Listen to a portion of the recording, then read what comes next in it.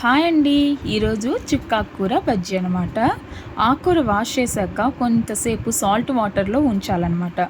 ఉంచితే బ్యాక్టీరియాస్ ఏదున్నా కూడా పోతుంది, మంచిగా ఉంటుందన్నమాట.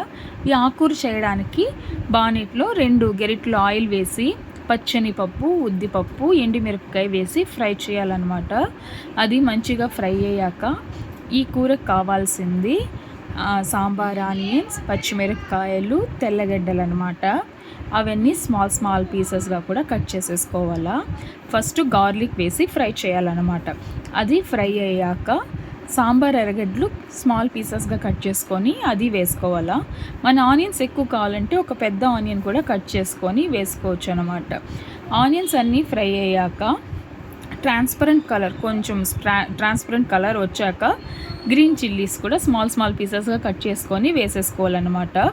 ఇవన్నీ త్వరగా ఫ్రై అవ్వాలంటే మనము పసుపు పొడి వేసుకున్నామంటే త్వరగా ఫ్రై అవుతుంది. అదన్నీ కూడా సిమ్లోనే ఫ్రై చేసుకోవాలండి, మాడకుండా ఉంటేనే బాగుంటుంది. హై ఫ్లేమ్ పెడితే త్వరగా మాడిపోతుంది అనమాట.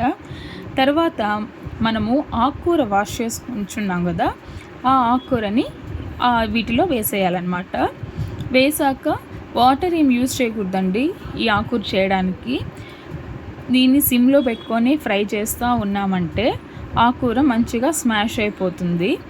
సాల్ట్ లిటిల్ వేసుకోవాలా, ఎక్కువ వేయకూడదు. ఆకుకూరలో సాల్ట్ ఎంత తక్కువ వాడితే అంత మంచిగా ఉంటుంది.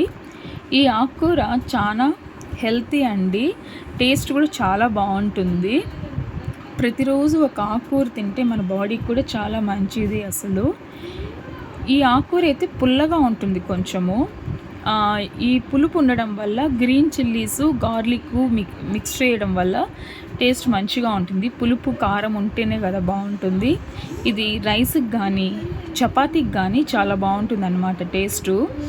ఇలా వాడుస్తుండగా వాటర్ మొత్తం ఎవాపరేట్ అయిపోవాలన్నమాట. స్టీమ్ ఏం పెట్టాల్సిన అవసరం లేదు. అలాగ మనం గెరిటితో కలుపుతూ ఉంటే ఆకుకూర బాగా దగ్గరికి చేరిపోతుంది. ఆయిల్ అంతా కూడా మనకి బయట వస్తుంది అనమాట. అలాగ అయిందంటే ఆకుకూర రెడీ అయిపోయినట్టేనండి. పులుపు నచ్చే వాళ్ళకి ఈ ఆకుకూర అయితే టేస్టీగా బాగా నచ్చుతుంది. గార్లిక్, చిల్లీ పీసెస్ కూడా వదలకుండా రైస్లో కలుపుకొని తినండి, బాగుంటుంది టేస్ట్. ట్రై చేయండి. ఫైనల్గా చుక్కాకూర రెడీ అండి.